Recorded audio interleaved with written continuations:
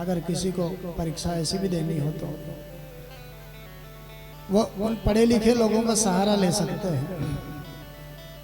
प्रश्न पत्र पर पहले भगवान का फोटो है, पहले भगवान को प्रणाम करना, सबसे पहले ऊपर ही ऊपर फोटो, फिर अपना पूरा नाम लिखना इसमें खाली जगह में, और फिर आगे पिता या पति का नाम लिखना, जिससे नाम पुकारने में थोड़ी सुविधा होगी। फिर सभी को वैसे तो परीक्षा में बैठना आवश्यक है, फिर भी अपनी अपनी रुचि। 30 प्रश्न इस प्रश्न पत्र में है। श्रीमद् भागवत प्रश्नोत्तरी कार्यक्रम में कुल 30 प्रश्न है। 30 में से आपको केवल 25 करने हैं। हाँ, 5 प्रश्न जो आपको नहीं आ पा रहे हैं, कठिन है, वो छोड़ देने हैं। 25 ही करने हैं और 25 का ही पूर्णांक है यहाँ पर। उसके बाद आगे का जो दिशा निर्देश है वो ये है, पहले स्थान पर, दूसरे स्थान पर और तीसरे स्थान पर आने वाले जो विजेता रहेंगे, पास होने वाले लोग हैं, उनका नाम व्यासपीठ से पुकारा जाएगा और यहाँ स्वयं ठाकुर जी ही उनको पारितोषिक के रूप में दिए जाएंगे। रामचरितमानस उनको दी जाएगी। ये आपको पहले से ही पता है। उत्तर पुस्तिका भी आपको ही ले जाना है बाद में। वैसे कुछ न कुछ उपहार सभी को दिया जाएगा, जितने परीक्षार्थी हैं सभी को दिया जाएगा, लेकिन इसके साथ शर्त है 20% अंक आपके आने चाहिए कम से कम। थोड़ा प्रयास करना। और बाकी आपको ये सब बता ही दिया गया है, ये केवल आपके ज्ञान की वृद्धि के लिए है, अपने घर में संस्कार पैदा करने के लिए परीक्षा है, बाकी और इसका कोई उद्देश्य नहीं है। अच्छा प्रयास है। बार बार जिसने ये प्रयास किया है, बार बार उनको धन्यवाद, उनके लिए बार बार तालियां। बोलिए भक्तवत्सल भगवान की जय हो।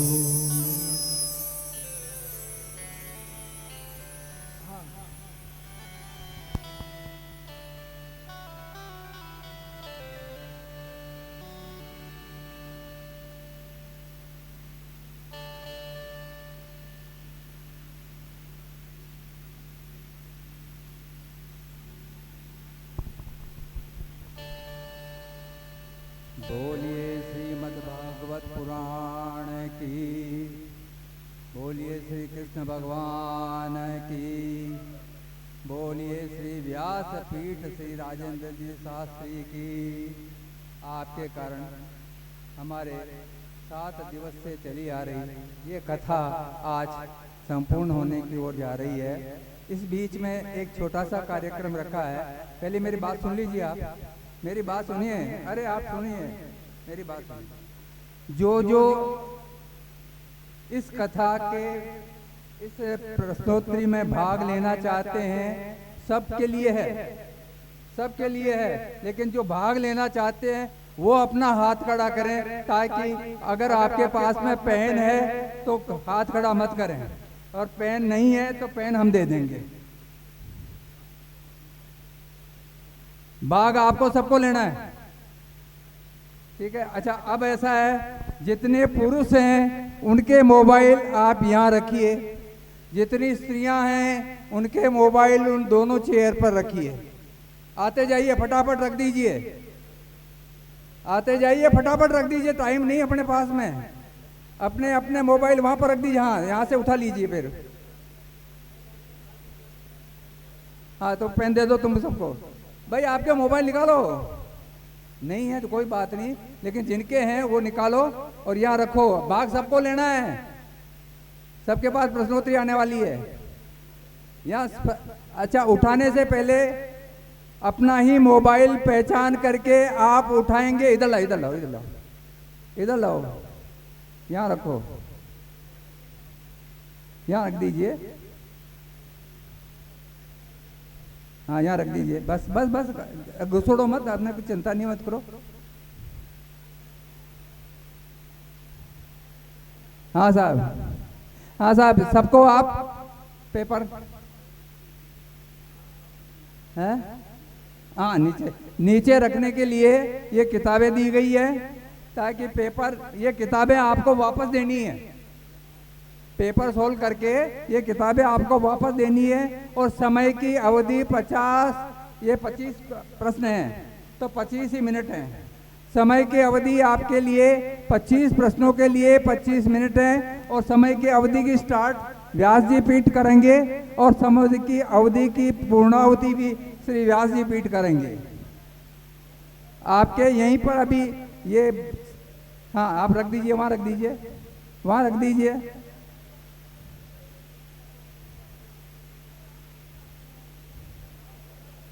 अरे ये सब बाद में कर देना, बाद में देना ये आप अभी मत आओ, अभी मत आओ। जिनको भी देना है बाद में देना, अभी यहाँ से उठे नहीं है। व्यास जी को विदा करने के बाद उस वक्त देना। अब भाई जरा फटाफट दे दो ये प्रश्नोत्तरी, प्रश्न पत्र। हाँ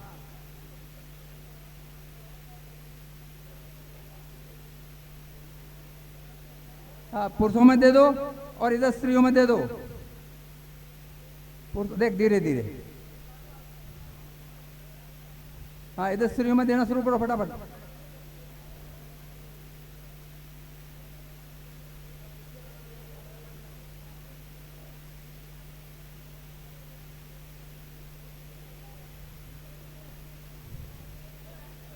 जल्दी से जल्दी, जल्दी जितना जल्दी वितरण हो। आप पढ़ते ही प्रश्न पत्र आप अगर लेते ही शुरू कर दें, नकल मत करना बच्ची, नकल नहीं, नकल मत करना। क्योंकि इन्विजिलेटर जैसे परीक्षा उसमें हॉल में घूमता है ना, वैसे अभी मैं घूमूंगा, आपको देखूंगा।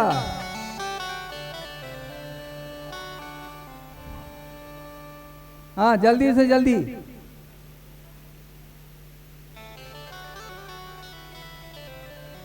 प्रश्न पत्र लेते ही करना शुरू कर दो, लिखना शुरू कर दो। समय, आपका समय शुरू हो गया है, जल्दी दो बेटा।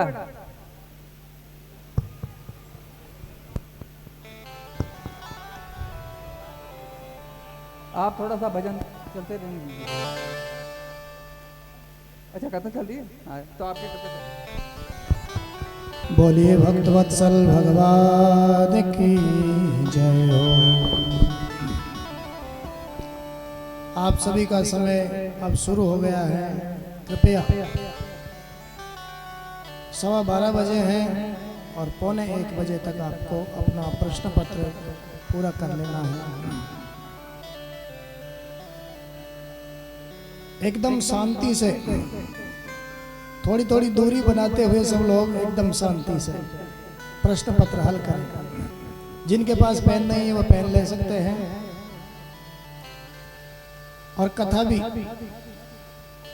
हाथों से कर्म करेंगे और कानों से कथा जो चल रही है कथा भी श्रवण करें।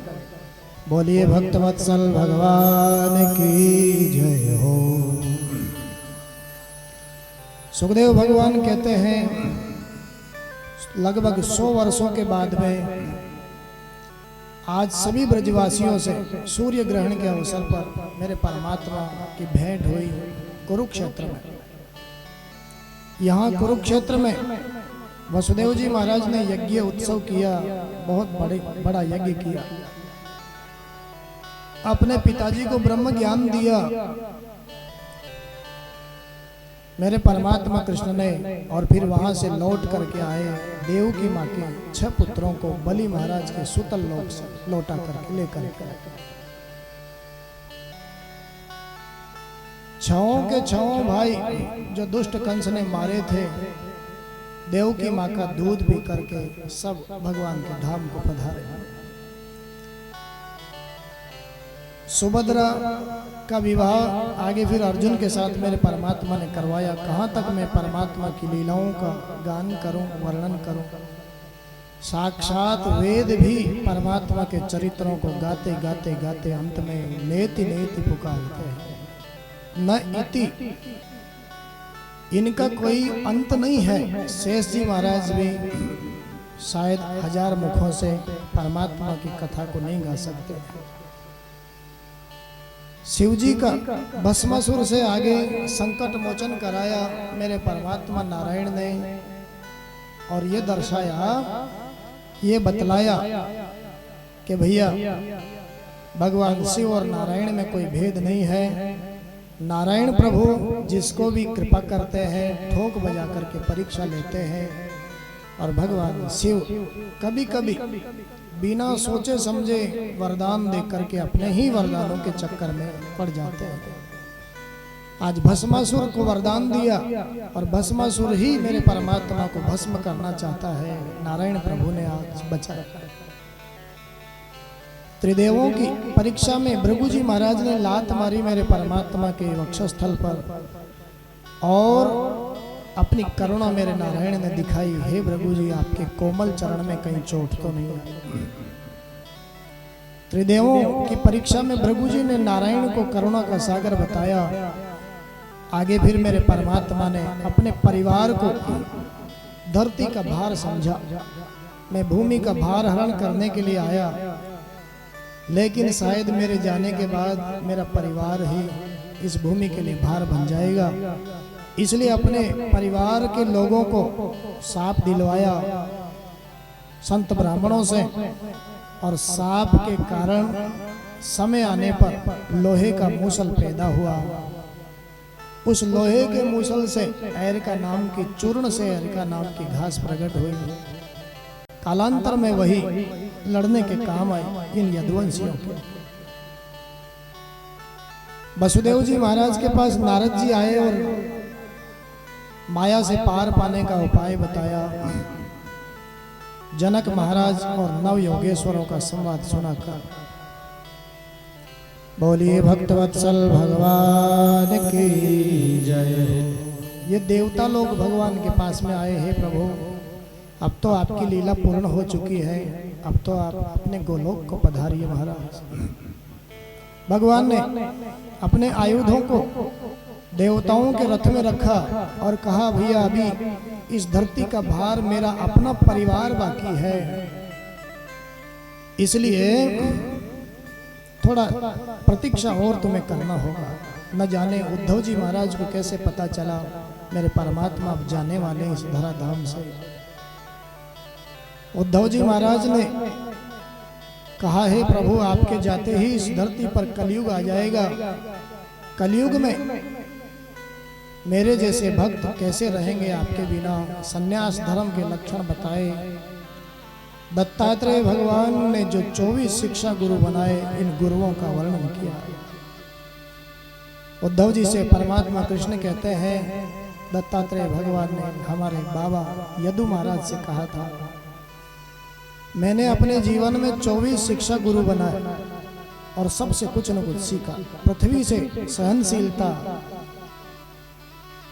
आकाश से अनंतता, हवा से अपने आप को प्रदर्शित नहीं करना, जल से शीतलता, अग्नि से पवित्रता और चंद्रमा से शीतलता, सूर्य से अपनी समदर्शिता, कबूतर से संसार में मोह नहीं करने की शिक्षा को मैंने पाया। अजगर से बहुत सुंदर शिक्षा प्राप्त कर। अजगर करे न चाकरी, पंछी करे न काम, दास मलूका यूं कहे सबके दाता।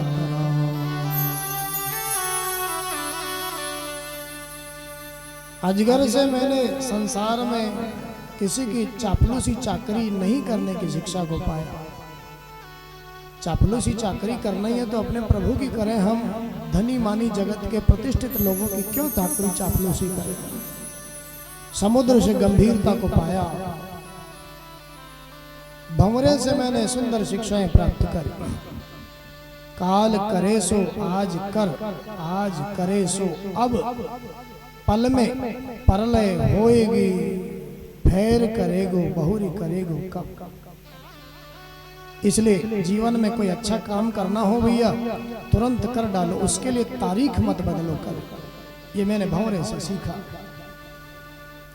और गजराज को गुरु बना करके मैंने स्पर्श सुख की कामना से दूर रहने को सीखा, क्योंकि हाथी का जीवन स्पर्श सुख की कामना से जगत में फंस जाता है। मधुमक्खी से संग्रह नहीं करने की शिक्षा को मैंने पाया। मधुमक्खी फूलों पर बैठ बैठ करके रस लेती, शहद का निर्माण करती छाता बना करके, और फिर कोई आदमी आता कंबल ओढ़ करके धुआं करके सारा शहद ले जाता। मधुमक्खी को क्या मिलता? केवल और केवल कष्ट मिलता, मृत्यु मिलती। अपने जीवन में जितनी आवश्यकता उतना ही संग्रह करो। हिरण को गुरु बना करके मैंने ग्राम्य गीत नहीं सुनने की शिक्षा को पाया। मछली को गुरु बना करके मैंने बहुत सुंदर शिक्षा पाई। अपनी इंद्रियों को वश में करना है तो सबसे पहले अपनी जीभ को वश में करो, और जीभ वश में हो जाए तो सब वश में हो जाए। जीभ वश में नहीं हो पा रही है तो कुछ भी वश में नहीं हो सकता।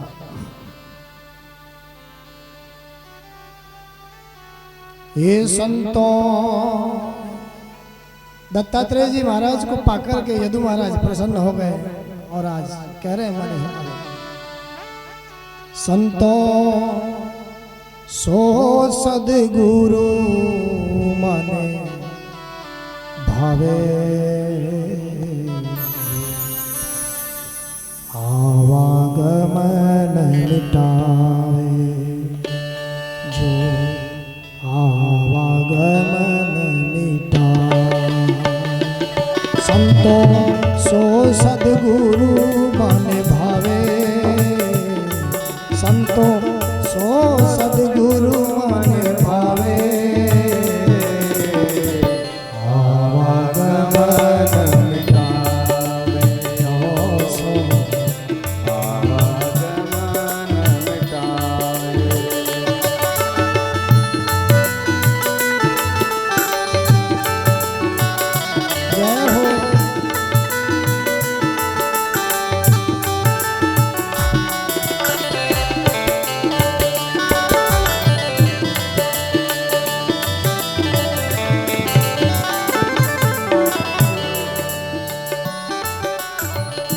सत्य प्रेम का भरे भरे प्याला, सत्य प्रेम का भरे भरे प्याला, सत्य प्रेम का भरे भरे प्याला, सत्य प्रेम का भरे भरे प्याला, पीवे और पिलाए हो,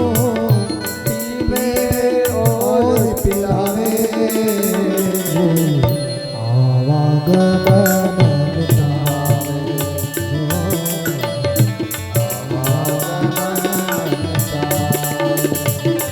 संतों सो सदगुरु माने भावे, संतों सो सदगुरु माने भावे, ये संतों सो सदगुरु माने भावे,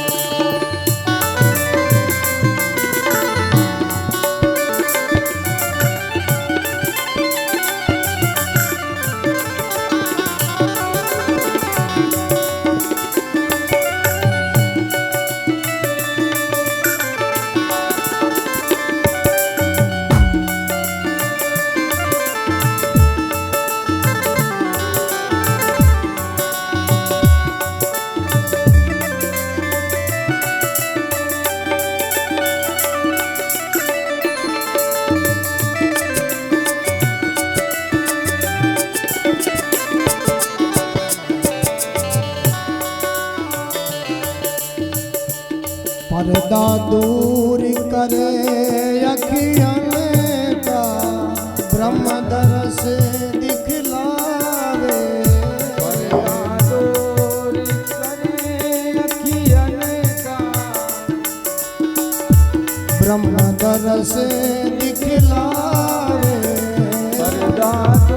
और करे अखियन का ब्रह्म दरस दिखलावे। जिस दर्शन को सब जन तरसे, जिस दर्शन को सब जग तरसे, जिस दर्शन को सब जन तरसे, जिस दर्शन को सब जग तरसे। घट बिच मोहि दिखावे, घट बिच मोहि दिखावे। घट बिच मोहि दिखावे, घट बिच मोहि दिखावे।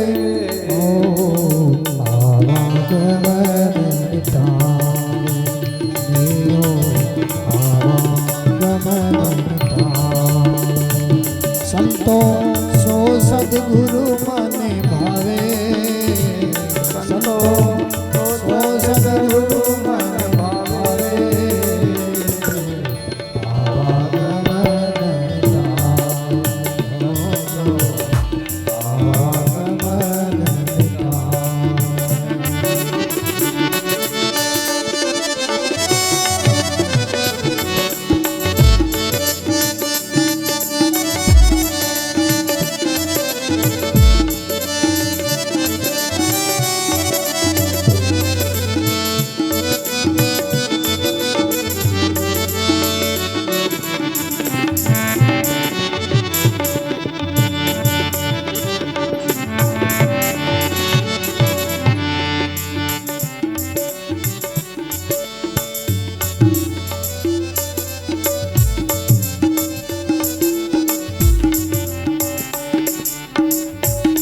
कहीं सब सुख दुख दिखलावे, शब्द में सूरत समावे। कई सुख में सब दिखलावे, सूरत में सबद दिखावे। कहत कबीर तको भय नाही, कहत कबीर ताको भय नाही। निर्भय पति वो पावे, जो आवागमन निताय।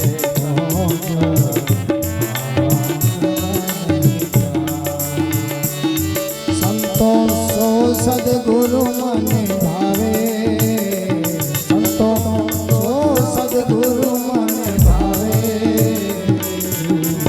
आवागमन निताय, आवागमन निताय।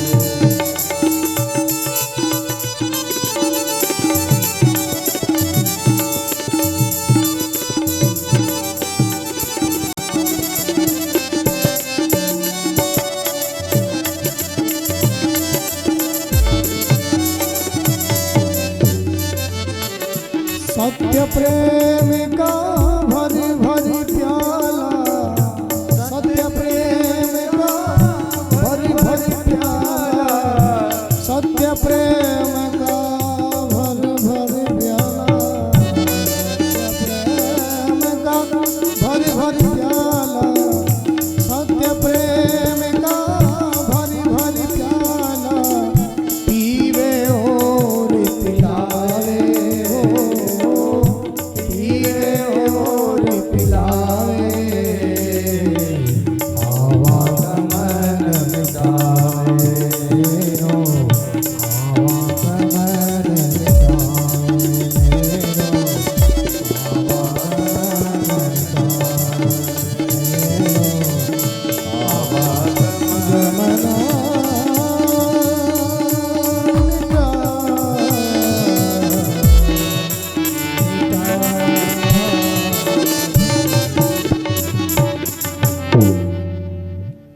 संतो सो सद्गुरु मान भावे, जो आवागमन निताय। 24 गुरु बना। हिरण से ग्राम्य गीत नहीं सुनने की शिक्षा को पाया, मछली से अपनी जीव को बस में रखने की शिक्षा को पाया, पिंगला वेश्या को गुरु बनाया और सीखा आशा ही परमम दुखम नैराश्यम परमम सुखम। संसार के लोगों से आशा करना ही सबसे बड़ा दुख है और जगत से निराश रहना ही सबसे बड़ा सुख है। बालक को गुरु बनाया, बालक के जीवन में मान सम्मान अपमान की कोई भावना नहीं रहती है, तो बालक को गुरु बना करके सीखा बालक जैसा जीवन हमारा होना चाहिए। हम बड़े हो गए हैं, लेकिन अगर मान अपमान से हमको ज्यादा फर्क पड़ता है तो भैया बड़े होने का क्या फायदा हुआ। इससे अच्छा तो हम बालक थे तभी ठीक थे, कम से कम मान सम्मान अपमान की परवाह तो हमें नहीं थी, इतना बैर तो जीवन में नहीं था हमारा। सर्प को गुरु बना करके सीखा, जो भक्त है, संत है, सन्यासी है, वह ज्यादा आश्रम आदि के चक्कर में नहीं पड़ता, सांप अपने लिए बिल नहीं खोदता और किसी के भी बिल में रह करके अपना जीवन पूर्ण कर लेता है। लोहार को गुरु बनाया और लोहार को गुरु बना करके सीखा, चाहे राजा की सवारी आवे चाहे किसी की सवारी आवे, लोहार का ध्यान अपने हथौड़े की चोट पर रहता, जैसे पनिहारी का ध्यान अपनी मटकी पर रहता। भैया ठीक उसी तरह कर्म कर से कर्म करो विधि नाना, मन राखो जा कृपा निधाना। आपने जिस आश्रम को अपनाया है, आपके जो जो कर्तव्य है, जो जो जिम्मेदारियां हैं, उनको पूर्ण करिए, लेकिन आपका मन करुणा निधान के, कृपा निधान के चरणों में रहना चाहिए। उसके बाद मकड़ी को गुरु बना करके सीखा, मकड़ी के पेट में से जाला पैदा होता है, बनता है, और मकड़ी खुद ही उसको जब अंत आता है खुद ही निगल लेती है अपने पेट के भीतर। क्या सीखा?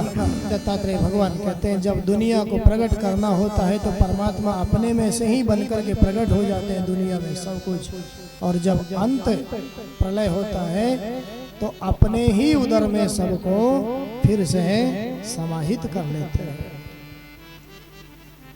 कुंवारी कन्या को गुरु बनाया दत्तात्रेय भगवान ने। क्या सीखा?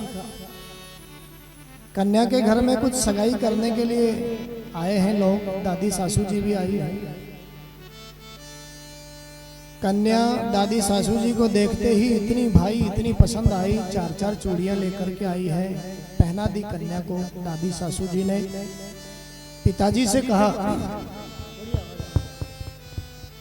कन्या के पिता से कहा, आपकी बेटी आज से हमारी बहू हो।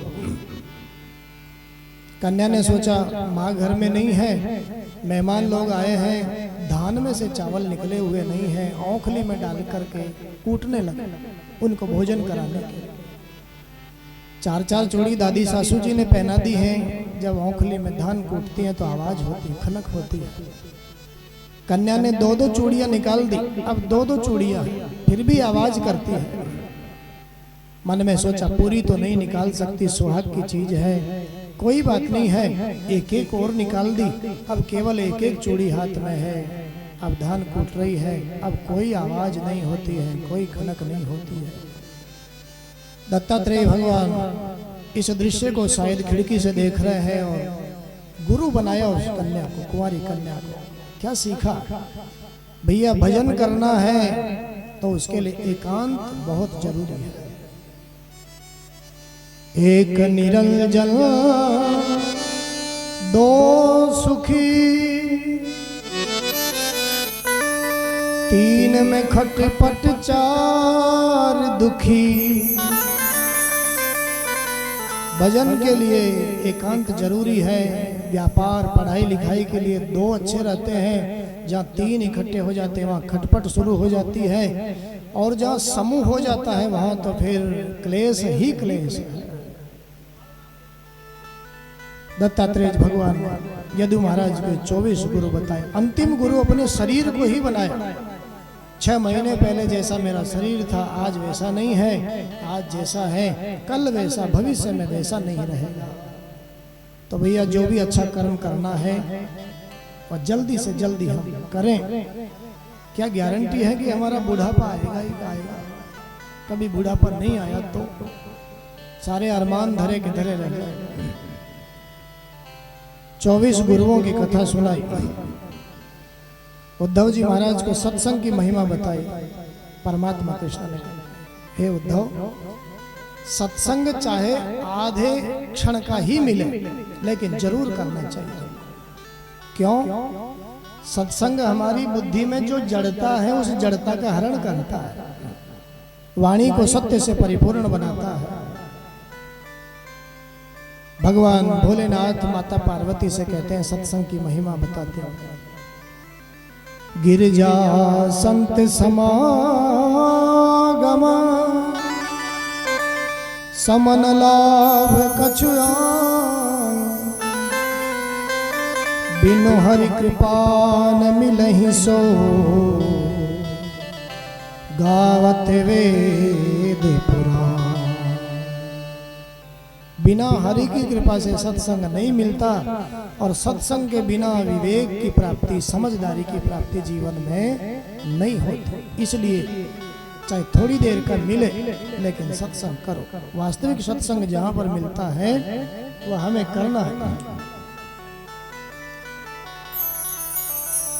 एक घड़ी आधी घड़ी, आधी में पूरी आध, तुलसी संगत साधु की हरे कोटि अपराध। सत्संग जरूर करो जीवन में, बहुत सुंदर बात है। चाहे संत संग बोलो चाहे सत्संग बोलो, बात एक ही है। आगे फिर भक्ति योग की महिमा का वर्णन किया, और सुखदेव भगवान कहते हैं, परमात्मा कृष्ण उद्धव जी से कह रहे हैं, भैया भिन्न भिन्न सिद्धियों को प्राप्त करके,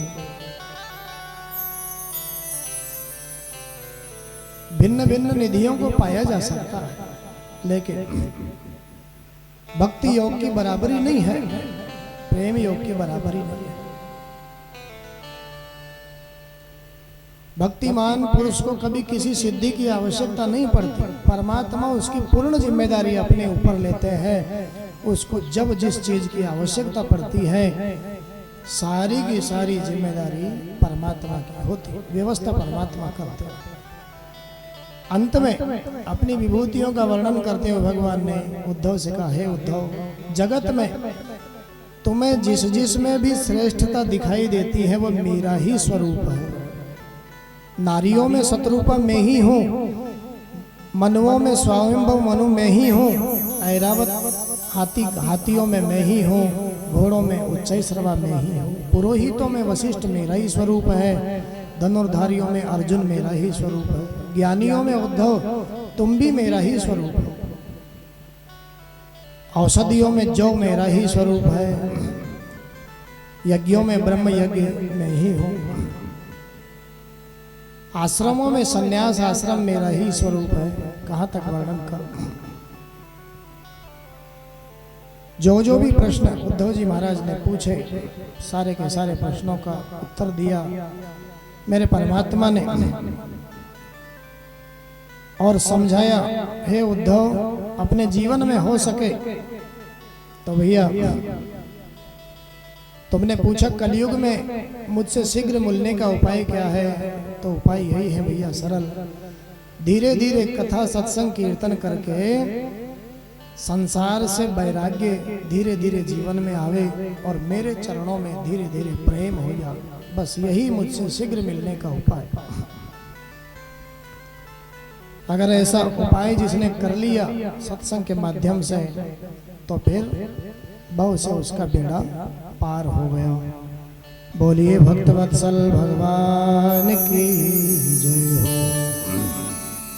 हो। और फिर अंत में कहा, भैया जितना हो सके उतना परमार्थ निरूपण करते रहना चाहिए। हो सके तो दूसरों में हमें गुण दोष व्यवस्था का वर्णन करते हुए कहते हैं, हो सके तो दूसरों में अच्छाई देखने का प्रयास हमको करना चाहिए। वैसे तो सत्संग करते करते करते करते एक स्टेज ऐसा भी आएगा, एक लेवल ऐसा भी आएगा जहां गुण देखना भी वर्जित है, दोष तो देखना ही नहीं है, लेकिन दोषों के साथ साथ गुण देखना भी वर्जित है,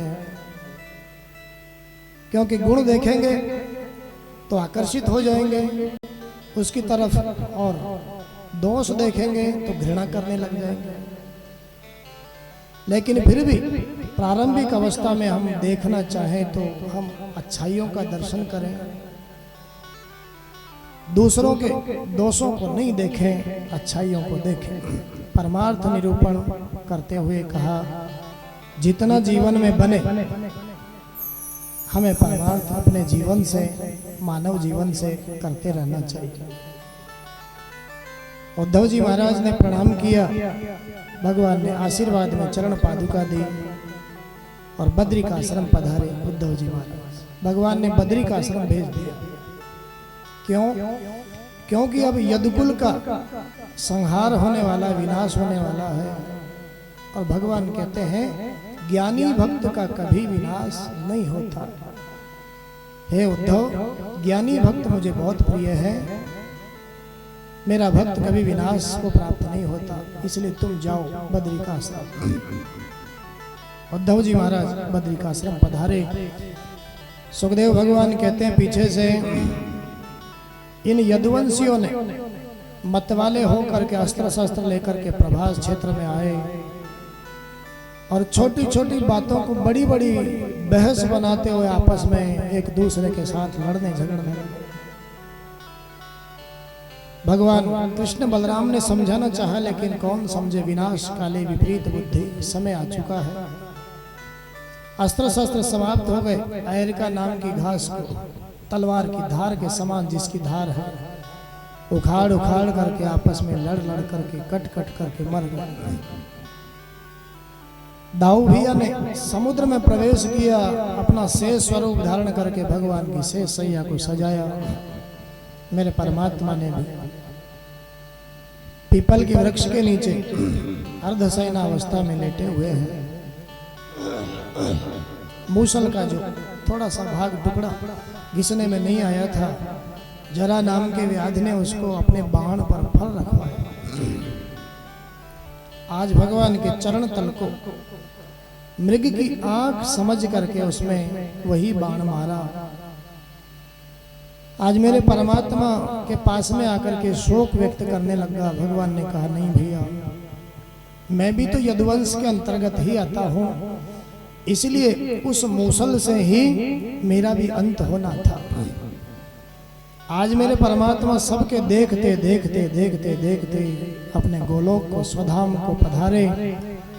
हमारे संतों ने तो कहा, कलयुग में वो परमात्मा भागवत रूपी समुद्र में एक अंश से विराजमान हो गए। इस कारण से ये भागवत इस कलयुग में कोई पोथी नहीं है, साक्षात कृष्ण का ही स्वरूप है।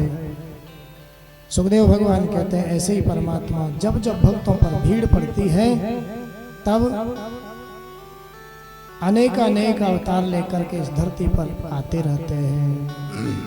इसीलिए तो भक्त लोग गाते रहते हैं, कभी राम बन के, कभी राम बन के आते हैं वो परमात्मा, कभी कृष्ण बन करके आते हैं। जब जब भक्तों पर भीड़ पड़ती है, चले आना प्रभु जी, चले आना, चले आना प्रभु जी, चले आना। कभी राम बन के, कभी श्याम बन के, चले आना प्रभु जी, चले आना। कभी राम बन के, कभी श्याम बन के, चले आना प्रभु जी, चले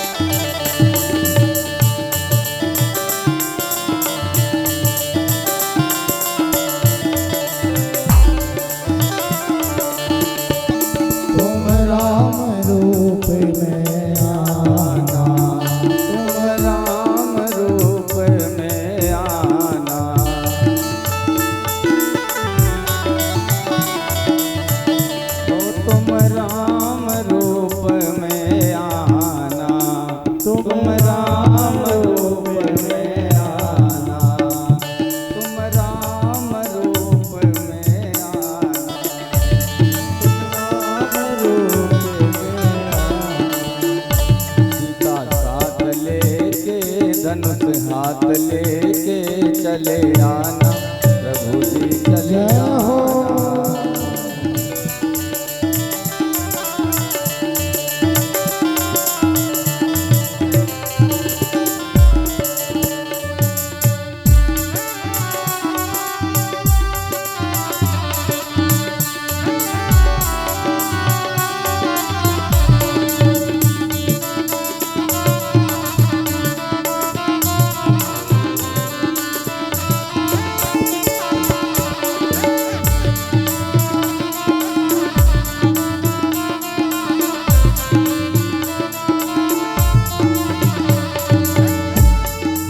श्याम रूप में आना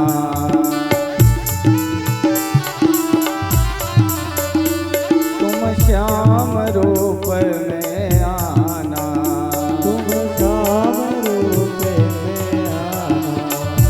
राधा साथ लेके मुरली हाथ लेके चले आना प्रभु जी चले आना।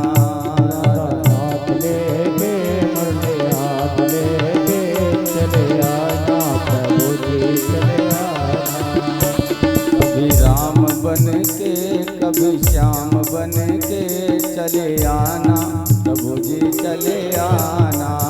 तो चले आना प्रभु जी चले आना, चले आना प्रभु जी चले आना। कभी राम बन के कभी श्याम बन के चले आना प्रभु जी चले आना। कभी राम बन के कभी श्याम चले आना प्रभु जी चले आना।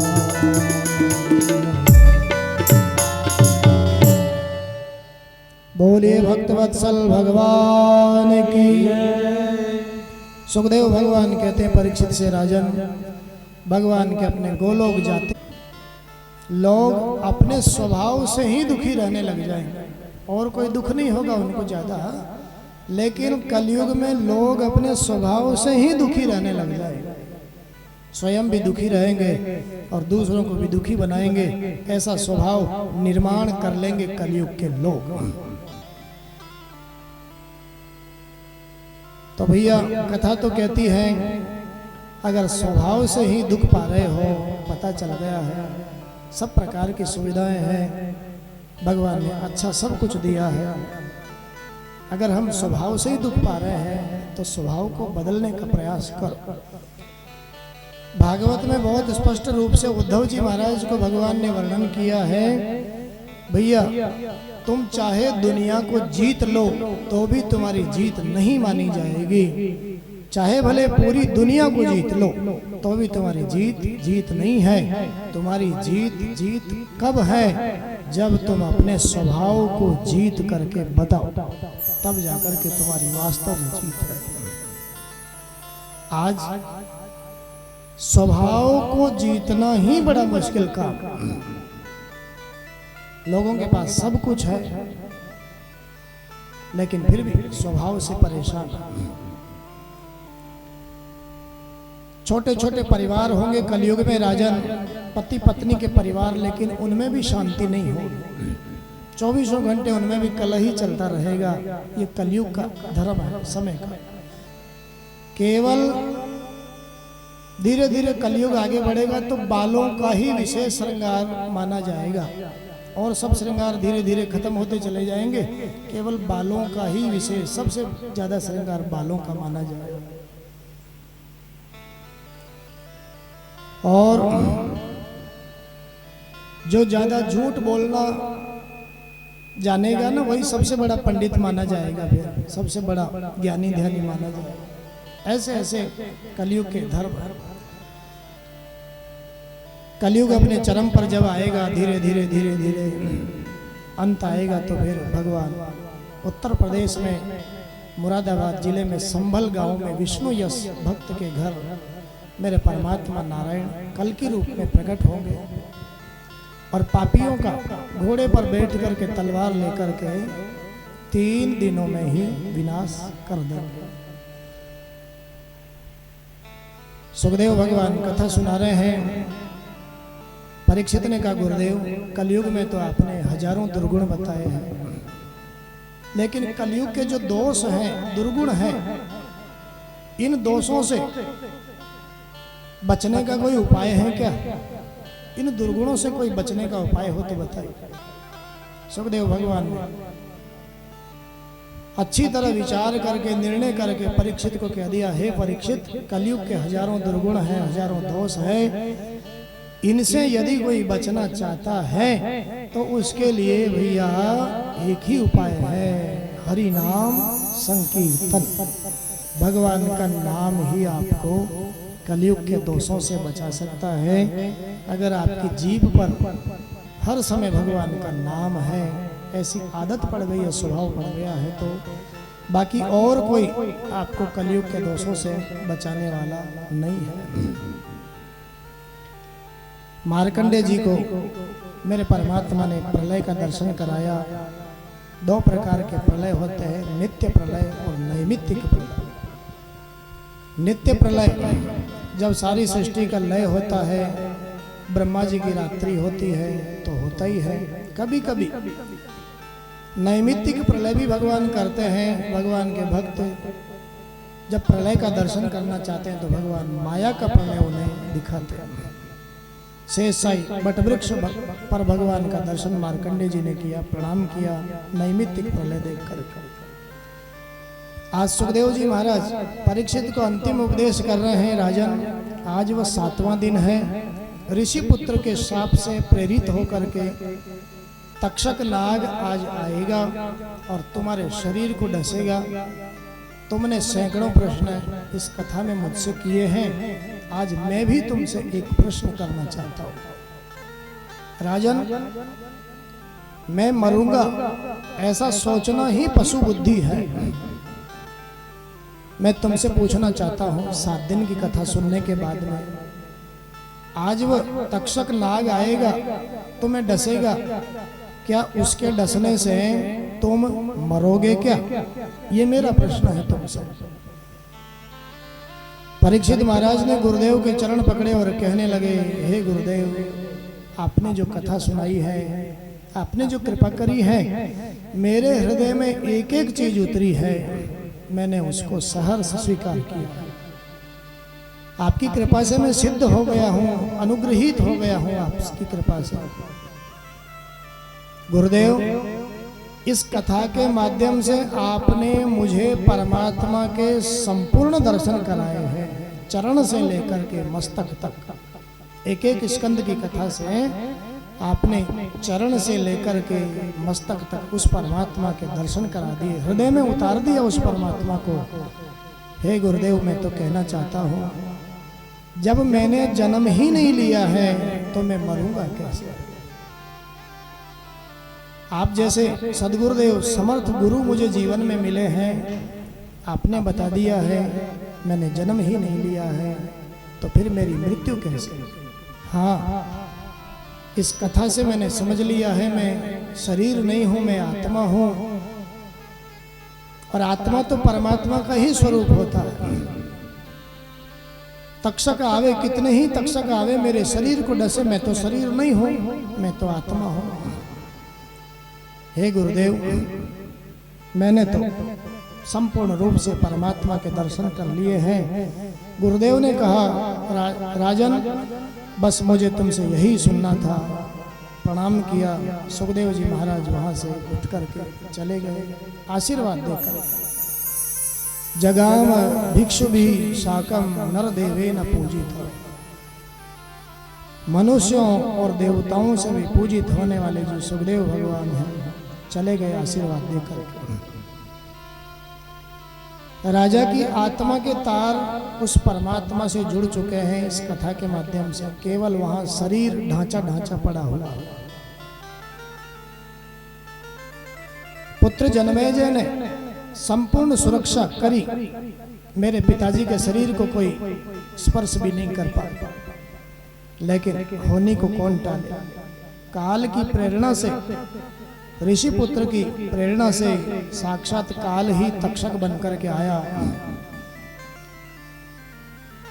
कश्यप नाम के ब्राह्मण ने लौटाना चाहा, लेकिन उनको उल्टा धन देकर के लौटा दिया। पूजा के पुष्पों में छोटा सा कीड़े का रूप धारण करके परीक्षित महाराज के शरीर तक पहुंचा तक्षक, और शरीर में विकराल रूप धारण करके जो ढांचा शरीर पड़ा हुआ है उसमें डस लिया। दसंतम तक्षकम पादम। सुखदेव जी महाराज तो चले गए, सूत जी महाराज शौनकादि ऋषियों को कहते हैं, हे ऋषियों, शरीर तक्षक के डसने से जल करके राख हो गया, लेकिन क्या फर्क पड़ता है? आत्मा तो पहले ही परमात्मा में स्थित हो चुकी है। इस शरीर में से आत्मा निकलने के बाद में आप चाहे कुछ भी करिए नहीं, इसका जला देंगे तो राख बन जाएगी, जमीन में गाड़ देंगे तो कीड़े पैदा हो जाएंगे, फेंक देंगे इसको तो जीव जानवर खाई करके विष्टा कर देंगे, क्या फर्क पड़ता है? परीक्षित महाराज की तो सदगति हुई, मोक्ष हो गया। सूत जी महाराज अंत में इन ऋषियों से कहते हैं, हे ऋषियों, परीक्षित महाराज का शरीर जलकर के राख हो गया। आध्यात्मिक दृष्टि से देखा जाए तो ये तक्षक कौन है? साक्षात काल ही तक्षक है, और ये काल सबके शरीरों को डसेगा, सबके शरीरों को खाएगा, जैसा जैसा जिसको समय लिखा है प्रारब्ध के अनुसार। जन्मे जय ने फिर सर्प यज्ञ किया, निर्दोष सर्प आकर के उस यज्ञ में जलने लगे। आस्तिक मुनि जो सर्पों के भांजे हैं, उन्होंने आकर के सर्प यज्ञ को बंद करवाया, आशीर्वाद दिया, जन्मेजय को समझाया, बेटा तुम्हारे पिताजी की सदगति हुई है, कोई अधोगति नहीं हुई है। एक तक्षक सर्प के पीछे तुम क्यों निर्दोष सर्पों को मारते हो, क्यों नया कर्म बनाते हो? यज्ञ को बंद करवाया, समझाया। आइए 7 दिन की कथा में हमने भागवत में 12 स्कंद हैं, 335 अध्याय हैं, जिन कथाओं को जैसा समय ठाकुर जी ने दिया हमने सुना। आज उसी अनुक्रमणिका को दोबारा से संक्षिप्त रूप में फिर सुने। जिन्होंने अब तक नहीं सुना वह भी अब ध्यान से सुने। बोलिए भक्तवत्सल भगवान की जय हो। पहले दिन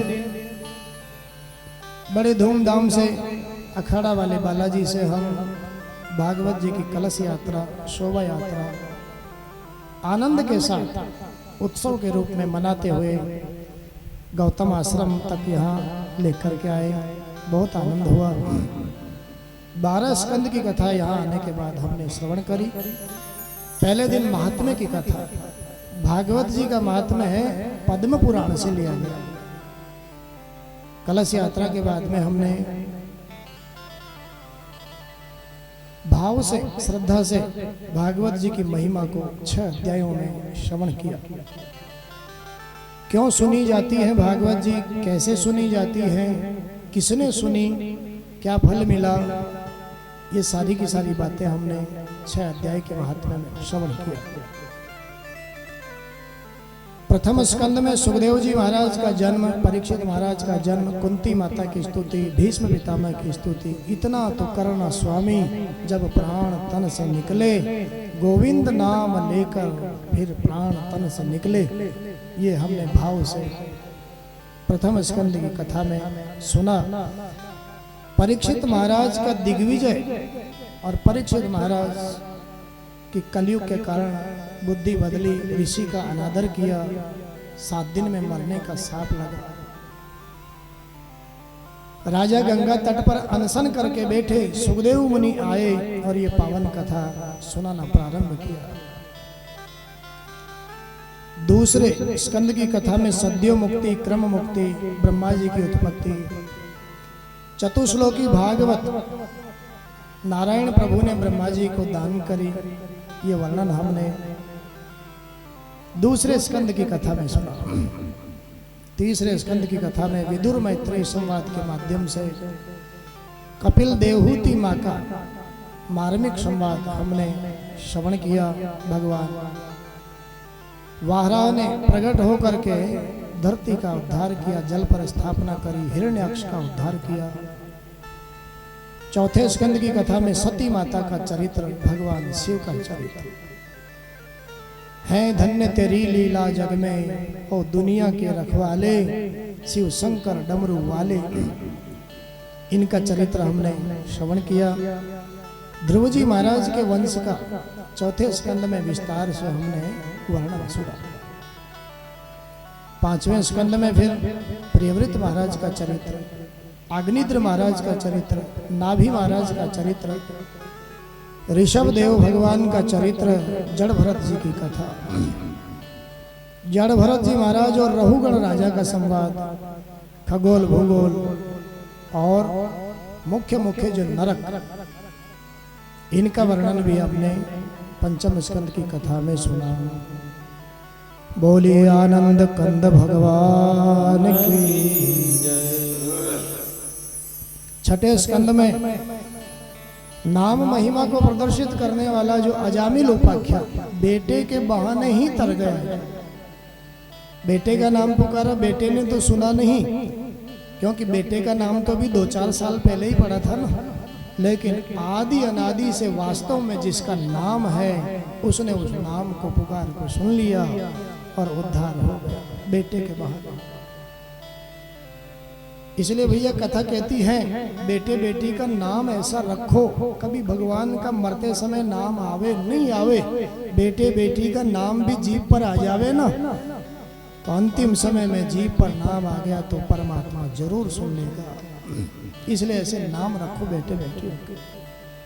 प्राचीन समय में तो लोग रखते थे सीताराम, लक्ष्मी नारायण, बनवारी, राधे श्याम, राम कृष्ण, सत्यनारायण, ये भगवान के नाम है। मरते समय अगर बेटे बेटी का नाम भी ऐसे नाम जीभ पर आ जावे ना, तो भी हमारी सदगति हो सकती है। सातवें स्कंद में हमने विस्तार से प्रहलाद जी महाराज का चरित्र श्रवण किया, हिरण्यकशिपु का उद्धार, मेरे परमात्मा नृसिंह देव की कथा झांकी के माध्यम से हमने दर्शन भी किया और कथा को भी श्रवण किया। आठवें स्कंद में गजग्राह की कथा, जो सारी की सारी हमारे जीवन पर उतरती है, प्रेम से श्रवण करें। समुद्र मंथन की कथा, वामन देव की कथा, बलि महाराज के जीवन पर जो कृपा करी, वामन अवतार के समान ही मत्स्य अवतार की कथा भी हमने श्रवण करी। नवें स्कंद में सूर्य वंश की कथा, सूर्य वंश के प्रतापी राजाओं का वंश वर्णन, भगवान श्री राम की संक्षिप्त कथा और संक्षिप्त ही चंद्रवंश का वर्णन और संक्षिप्त ही कृष्ण कथा को हमने 9वें स्कंद की कथा में श्रवण किया। 10वें स्कंद की कथा में फिर विस्तार से राजा के आग्रह पर 90 अध्याय में हमने आज तक कृष्ण चरित्र को विस्तार से श्रवण किया। परमात्मा कृष्ण की लीलाओं का विस्तार, गोकुल की लीला, वृंदावन की लीला, मथुरा की लीला, गुरुकुल की लीला, द्वारिका की लीला, करुणा की लीला श्रवण करें। 11वें स्कंद में नारद जी महाराज और वसुदेव जी महाराज का संवाद, कृष्ण और उद्धव जी का संवाद, यदुवंशियों को साथ, उद्धव जी का बद्री का आश्रम गमन, आपस में यदुवंशियों का संहार, मेरे परमात्मा का अपने स्वधाम को गमन, आदि आदि कथाओं को हमने 11 स्कंद की कथा में श्रवण किया। 12वें स्कंद की कथा में कलयुग के दोषों का वर्णन, दुर्गुणों का वर्णन, और फिर नाम महिमा का वर्णन, कलयुग के दोषों से बचने के लिए हरि नाम संकीर्तन की महिमा हमने सुनी।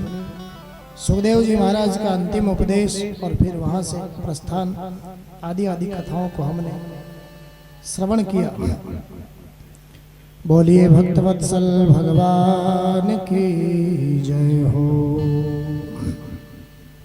सूत जी महाराज कहते हैं अंत में शौनकादि ऋषियों को, हे ऋषियों, कहां तक वर्णन करूं मैं?